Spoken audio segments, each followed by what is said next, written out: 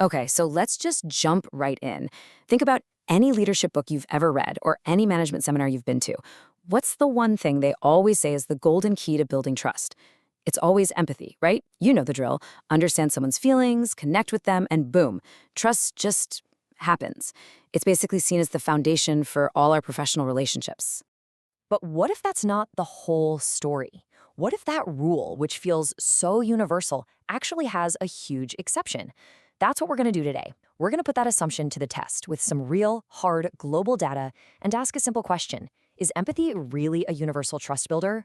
And it all kicks off with this number right here, plus 0.1009. Now, I know what you're thinking. That's a tiny number, it's barely above zero. But this small, statistically reliable figure, well, it's a clue. It's a clue that unlocks a totally counterintuitive truth about how human trust is wired. So, what is this number? It's the correlation that links strong tribal values with well, a neutral reaction to the idea of using empathy to build trust. And we're not talking about a small survey here. This data comes from 400 people spread across 62 countries. And what it shows is that as these tribal values get stronger, the whole empathy builds trust idea just kind of fizzles out. It's not seen as good or bad. It just doesn't seem to register as the main signal for trust. Now, this tribal mindset, it actually has a name in the model we're looking at, the purple V meme. The easiest way to think about it is as a value system that's all about one thing, the safety and survival of the tribe. Everything is seen through that lens: loyalty, shared history, and a very clear line between who's in the group and who's out. And this is where it all clicks into place. This is the new rule we've just uncovered. For a group operating from this purple value system, trust isn't built on emotional connection first. No, it's built on proven allegiance. The first question they're asking isn't, do you understand how I feel? It's, have you earned your place here? Are you one of us? Empathy only comes into play after that allegiance is rock solid. And check this out, it's not an isolated finding.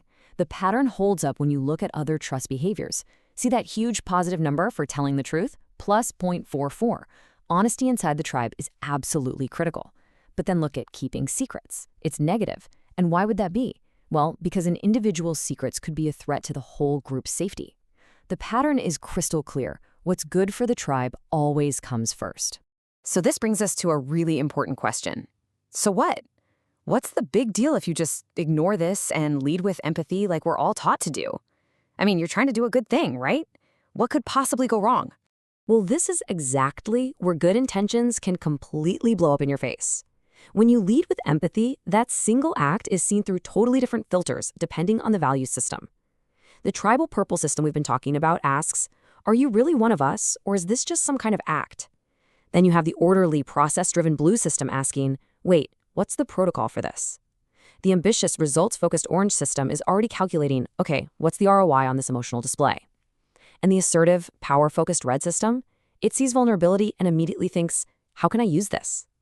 The exact same action creates 4 different and potentially very suspicious reactions. And this is the main takeaway, the most important point of all of this. This data is incredibly powerful for explaining perception. It gives us a map for how different value systems see the world. But, and you have to get this, it does not predict the reaction to what you do. Your well-intentioned act of empathy could easily be seen as intrusive or inefficient or unprofessional, or even as a weakness just waiting to be exploited. Which leaves us with a final, much more powerful question.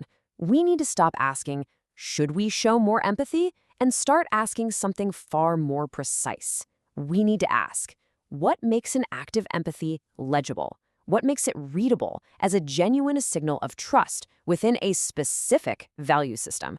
Because at the end of the day, if the other person can't read your message, it doesn't matter how good your intentions were.